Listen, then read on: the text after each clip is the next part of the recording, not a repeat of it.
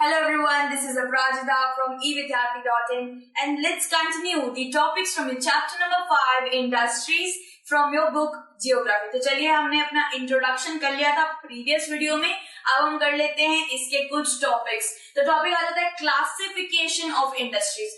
अब इंडस्ट्रीज को थोड़े बहुत कैरेक्टर में, थोड़ा बहुत सब ग्रुप में बांट दिया गया है। तो क्या क्या क्लासिफिकेशन करी है? पहला तो है इनटू रॉ मटेरियल, ये आपका पहला टॉपिक हो गया।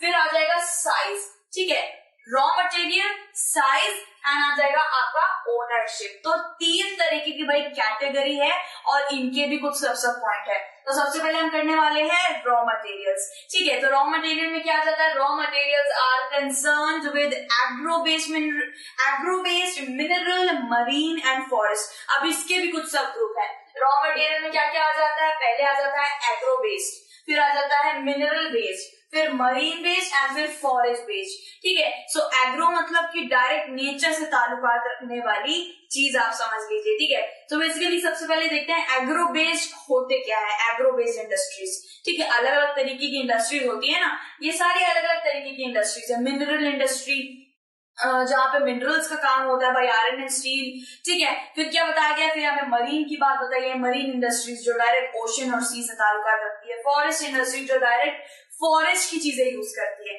सो इंडस्ट्रीज एक एक पर्टिकुलर चीज से कनेक्ट हो रखी है। सबसे पहले एग्रो बेस्ड करते हैं, uses plant, animals, food processing, vegetable oil, cotton, textile, dairy and आ जाता है लेदर, ठीक है। सो डेयरी, लेदर हो गया, कॉटन, टेक्सटाइल, आप देख रहे हैं नहीं, सारी चीजें डायरेक्ट नेचर से ताल्लुकात रखती है। कॉटन नेचर में आ जाता है, वेजिटेबल ऑयल्स माइनिंग के थ्रू निकल जाते हैं, या फिर किसी समझ लीजिए सरसों का फूल है उसमें से भी वेजिटेबल ऑयल निकलेगा, सरसों का तेल निकलेगा, नेचर से आ रहा है, ठीक है। फिर बता रहे हैं एनिमल भी नेचर का ही एक पार्ट है, राइट। प्लांट्स भी नेचर का पार्ट है। तो बेसिकली यहाँ पे देखेंगे कि नेचर से ताल्लुकात रखता है कौन सी? एग्रो बेस्ड इंडस्ट्रीज, डायरेक्ट भाई नेचर से ताल्लुकात रखती है। फिर क्या आता है? फिर मरीन बेस्ड की बात आती है। अब भाई पहले एग्रो बेस्ड की थोड़ी बहुत एग्जांपल्स देख लेते हैं। ये रहा एग्रो बेस्ड इंडस्ट्रीज, यहाँ पे आपको मिल जाएगा wheat, sugar cane, spices, cotton, rice, और ये सारी चीजें आप देख सकते हैं डायरेक्ट आती है नेचर से। डायरेक्ट कहां से ताल्लुकात रख रही है भाई? नेचर से ताल्लुकात रख रही है, ठीक है। अब हम करेंगे मरीन बेस्ड। अब भाई मरीन बेस्ड क्या होता है? Use product from sea and oceans. अब इसका एग्जांपल है sea food, fish oils and मतलब ये मरीन बेस्ड डायरेक्टली कहां से? ओशन और सी, समुद्र और मतलब रिवर एरिया, समुद्र जहां पे भाई पानी बहुत है वहीं समझ लीजिए मरीन बेस्ड इंडस्ट्री का सबसे पहले वहीं पे काम होता है। फिशरीज ले लीजिए, फिश में से ऑयल भी प्रोड्यूस होता है, उसका काम जो भी है ना, ये सब कौन करता है? ये करता है मरीन बेस्ड, ठीक है। आप देख रहे हैं इतनी बड़ी बड़े जहाज होते हैं, बड़े बड़े नौका जाते हैं और इतना सारा एक ही बार में छान के इतनी सारी मशीन से या फिर अलग अलग तरीके की प्रोड्यूसर्स से वो लोग इतनी सारी मछलियां कलेक्ट कर लेते हैं। आपने देखा होगा बड़ी बड़ी मशीन भी लगी रहती है उनके जहाजों पर, एंड देन वो अचानक से इतनी सारी मछलियां अपने बोट पे ले आते हैं। एंड देन मछलियों का आपने देखा ही होगा, देन ये मंडियों में जाती है, देन ये अलग से फिश ऑयल प्रोड्यूस करने के लिए इंडस्ट्री में जाती है। बहुत अलग अलग तरीके से भाई मरीन बेस्ड इंडस्ट्री काम करती है। ये देखिए कुछ तरीके की ऐसी दिखती है भाई मरीन बेस्ड इंडस्ट्री। फिर क्या आ जाता है? फिर आ जाता है forest based industry. Forest based industry क्या होती है भाई? Associated with pulp, paper, pharmaceutical and furniture buildings. Basically forest based industries directly पेड़ पौधे जंगलों से प्रेरित होती है, डायरेक्ट उनसे कनेक्टेड होती है। अब आप देख लीजिए जंगलों में तो कितनी सारी चीजें मिलती है।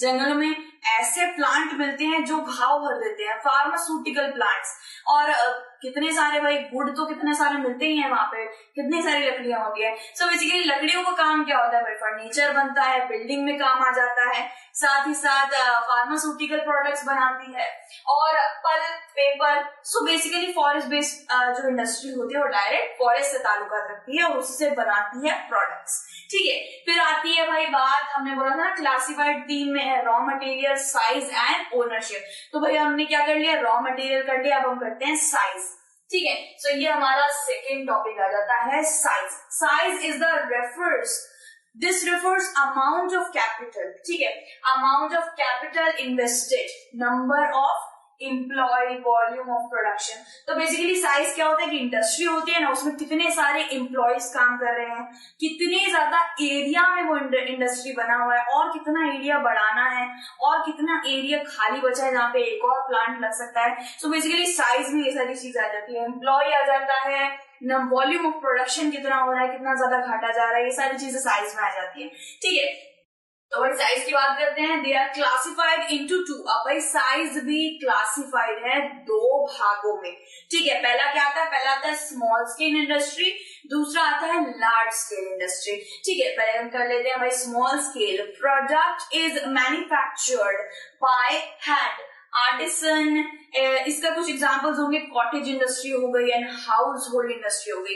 अब स्मॉल स्केल इंडस्ट्रीज वो होती है जो काफी कम, स्मॉल स्केल यानी कि जिनके पास पैसे ज्यादा नहीं होते हैं, भाई बड़ी बड़ी हाई कैपिटल नहीं होती है, बहुत बड़ी बड़ी मशीनरी नहीं होती है, इंफ्रास्ट्रक्चर नहीं होता है, मतलब छोटा मोटा कारखाना देखा होगा, छोटा मोटा कारोबार, कोई आप स्मॉल स्केल इंडस्ट्री ले सकते हैं। अब पहले आ जाता है यहाँ पे कॉटेज इंडस्ट्री। कॉटेज इंडस्ट्री आप देख लीजिए क्या होता है। कॉटेज इंडस्ट्री बेसिकली होता है जहाँ पे छोटे कुछ लोग वहां पे काम करते हैं। समझ लीजिए 15 से 16 लोग काम करते हैं, हाथ से काम करते हैं। बेसिकली आपने ऐसा कहीं ना कहीं तो देखा ही होगा भाई, एक छोटे छोटे घरों में या फिर आप देख सकते हैं छोटे छोटे कारखानों में लोग घर ले लेते हैं, और कारखाने लेने के बाद वहां पे कुछ एम्प्लॉयज को क्या करते हैं, एम्प्लॉय करते हैं, देन उससे काम करवाते हैं। ठीक है, कुछ इस तरीके का सिलाई का काम होता है, आर्टिसनरी वर्क यानी कि कारीगरी जो चीजें होती है, जो सारी चीजें हाथ से कर सकते हैं, वो सारी चीजें आ जाती हैं आपके स्मॉल स्केल में।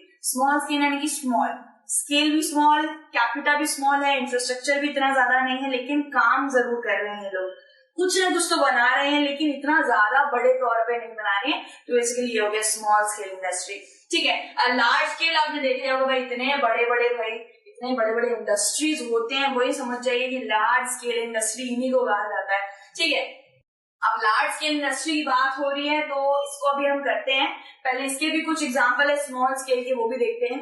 Handicraft, basket weaving, pottery, lesser amount of technology and capital. मैंने तो पहले ही बता दिया कि लेसर अमाउंट ऑफ कैपिटल रहता है, पैसा ज्यादा नहीं रहता है, इंफ्रास्ट्रक्चर इतना बढ़ के नहीं रहता है। सो बेसिकली अगर आपको बोले कि स्मॉल स्केल इंडस्ट्री कुछ उदाहरण दीजिए, तो आप क्या क्या देंगे, आप दे देंगे हैंडीक्राफ्ट, आप दे देंगे पॉटरी, दे देंगे सुंदर सुंदर पॉटरी आप लोग देखते हैं ना, लोग बना रहे होते हैं, पेंट कर रहे होते हैं। सो ये सब स्मॉल स्केल में गिनती हो जाती है। अब आ जाते हैं हम अपने लार्ज स्केल में। ठीक है, large scale uses a large technology and higher investment.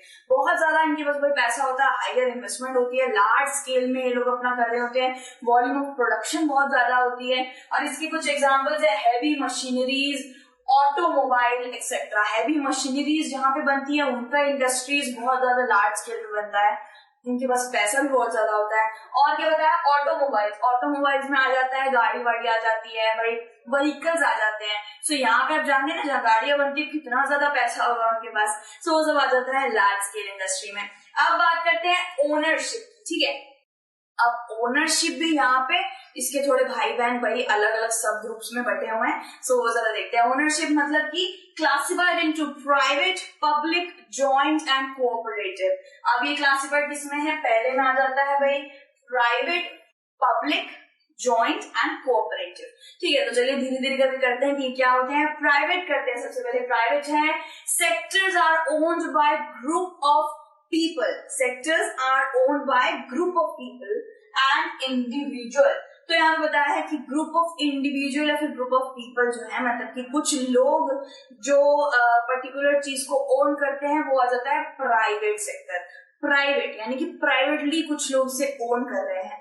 ठीक है, सो फिर पब्लिक आ जाता है। पब्लिक डायरेक्ट गवर्नमेंटल ओन होती है। प्राइवेट क्या थी, कुछ लोग ओन करते हैं, और पब्लिक क्या थी, गवर्नमेंट ओन करती है।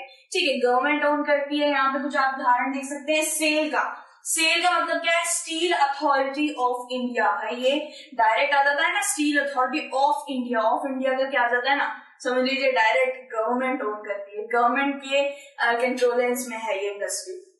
फिर यहाँ पे आप एक थोड़े बहुत उदाहरण देख लीजिए भाई, पब्लिक यानी कि जो गवर्नमेंट के द्वारा ओन है, Hindustan limited, steel authority of India. In Hindustan limited, भाई हिंदुस्तान या इंडिया कहीं पे आ जाता है, डायरेक्टली गवर्नमेंट से नाता है भाई उनका, ठीक है। फिर क्या बता रहे हैं, फिर आता है जॉइंट। जॉइंट का क्या मतलब है, operated and owned by individuals and the state. Basically state भी ओन करती है, कुछ बहुत ज्यादा मालामाल इंडिविजुअल्स भी, कुछ मालामाल लोग भी इसको क्या करते हैं, ओन करते हैं। इसके क्या एग्जांपल आ जाएंगे, मारुति उद्योग लिमिटेड। मारुति जो गाड़ियां आपने देखी होंगी, मारुति की गाड़ियां देखी होंगी ऑब्वियसली, ये आ जाता है भाई मारुति उद्योग लिमिटेड का। बेसिकली ये स्टेट भी करती है ओन, एंड कुछ भाई नामचीन लोग भी इसे ओन करते हैं, यानी कि इसके चेयरपर्सन होंगे या चेयरमैन होंगे, ठीक है। फिर क्या आता है, फिर आ जाता है हमारा कोऑपरेटिव। ये लास्ट वाला है cooperative, own by producer and supplier of raw material. अब कोऑपरेटिव कौन करता है, जो रॉ मटेरियल को प्रोड्यूस करते हैं। रॉ मटेरियल जैसे कि वुड ले लीजिए, प्लांट्स ले लीजिए, वीट ले लीजिए, सोरगम ले लीजिए, जो रॉ मटेरियल में आ जाते हैं, जो डायरेक्ट नेचर से आ रहे हैं, ठीक है। सो जो रॉ मटेरियल के सप्लायर हैं, उसके प्रोड्यूसर भी हैं, वो कोऑपरेटिव सेक्टर को ओन करते हैं, ठीक है। सो इधर आ जाता है आनंद मिल्क यूनियन लिमिटेड। सो भाई अमूल हो गया भाई, इसका फुल फॉर्म आनंद मिल्क यूनियन लिमिटेड, और ये मिल्क भी खुद ही से लेकर आती है, और इसको एक्सट्रैक्ट, थैले में डालना और इसको परचेजिंग के लिए दुकानों में भेजना, सब कुछ ये खुद से करती है, इसको किसी की भी जरूरत नहीं है, ठीक है। तो सुधा डेयरी और Anand milk union limited cooperative sector में आ जाते हैं। वो लोग जो प्रोड्यूस और एक्सट्रैक्ट और सप्लाई सब कुछ खुद ही से कर देते हैं, ठीक है। सो इसी के साथ हमारा क्लासिफिकेशन ऑफ इंडस्ट्री वाला ये जो पूरा टॉपिक है वो कंप्लीट होता है। बाकी के टॉपिक्स हम नेक्स्ट वीडियो में कंटिन्यू करेंगे। चलिए टेक केयर, बाय बाय।